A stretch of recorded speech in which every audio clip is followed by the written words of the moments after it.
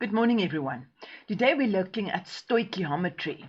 Now, stoichiometry is when you've got one substance and there's an equation, and then they ask you another substance in that equation. And here you're always going to work with ratios. When the substance that they give you is not the substance that they ask, then you must use the ratio, right? And even if it's 1-to-1, you have to show it's 1-to-1. So let's look at the first example there. I ask you to calculate the mass of sodium oxide. So this is what you're looking for.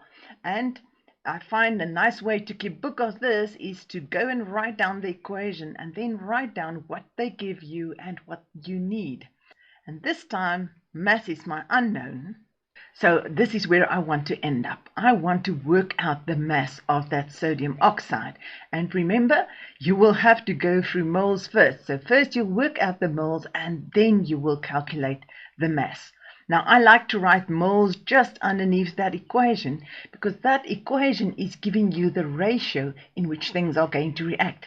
This is telling you 4 moles of the sodium will react with 1 mole. If there's nothing, there's obviously a 1 mole of oxygen, and that will give you 2 moles of sodium oxide.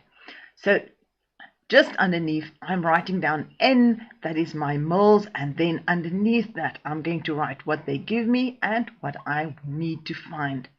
Now here, they ask us to calculate that mass that can be produced when 4,93 cubic decimeters of oxygen gas at standard temperature reacts with an excess of sodium. So I know I've got a volume there of the oxygen of 4,93. They're very nice to us. They give us standard temperature and pressure. So it will be easy to convert that to moles. And then you need to go from moles of oxygen to moles of sodium oxide. So first we start with the volume of that oxygen and we convert the volume of the oxygen to moles. Now we've done that a lot. You are very good with that. We've worked out the moles of oxygen and now we want to move over to the moles of sodium oxide. Now we're going to say O2 to Na2 is always in the ratio 1-to-2. So 1 mole of oxygen will give you 2 moles of sodium oxide. But I don't have 1. Remember, I've worked out 0,22. So now I want to know how many moles of sodium oxide will that produce. So this, if it's easy like this, you can just multiply by 2 because they're in the ratio 1-to-2. But if the maths was difficult, then I would have said 2 times 0,22 is going to be the same as 1 times x, doing a cross multiplication, and then just solving for x. Now I've worked out how many moles of sodium oxide I've got, and now it's just plain conversion to mass. Now remember, if the moles they give you is for sodium oxide, then the molar mass down there must also be for sodium oxide. And be very careful, that 2 does not come in to the mass, right? It's not part of that molar mass. That 2 is only used in that ratio. So the 2 is already used. Don't use the 2 with the molar mass. The molar mass is just for that substance, sodium oxide, and that's where you get 62. It's 23 for every sodium, and there's 2 sodiums and then 1 oxygen with 16, and that's how you end up with 62. Let's do one more example, and then you are going to practice this. In our first example, they ask you what mass of butane, you don't need to know it's butane, C4H10, is required to react completely with 4,48 cubic decimeters of oxygen gas at standard temperature and pressure, and they give you this equation. So first, let's think what we have to do. They are giving you the volume of the oxygen gas, and they're asking you for mass. So what I need to do is I need to convert that volume to moles, and that will be moles of oxygen, and then the stoichiometry going from oxygen to butane. And once I have that moles of butane, then easy conversion to mass.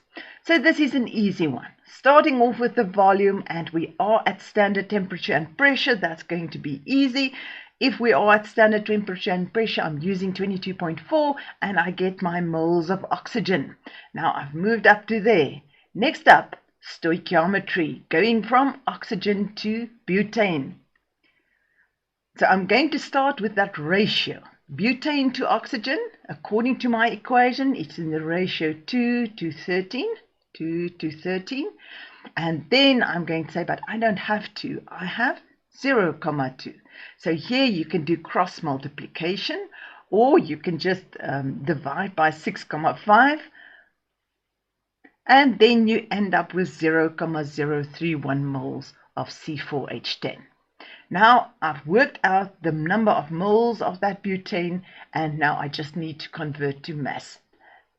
Very important, remember, for that mass down there, don't include that 2. We've already used that. It's just the molar mass of the substance. And then you end up with a mass of 1,78 grams of butane.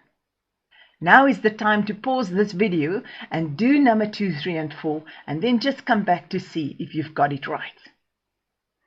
In question 2, they ask us what mass of glucose will be produced when 100 grams of carbon dioxide reacts completely.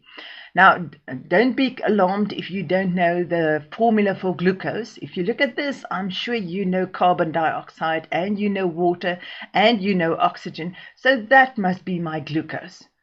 They're asking what mass glucose. So for glucose, we're looking for the mass, and they give us the mass of the carbon dioxide. And then I'll start with what they give you, work out the moles of that, then do the stoichiometry with the ratio, and then if I've got the moles of glucose, then it's just quickly conversion to mass. So here you had to work out the moles of CO2 first.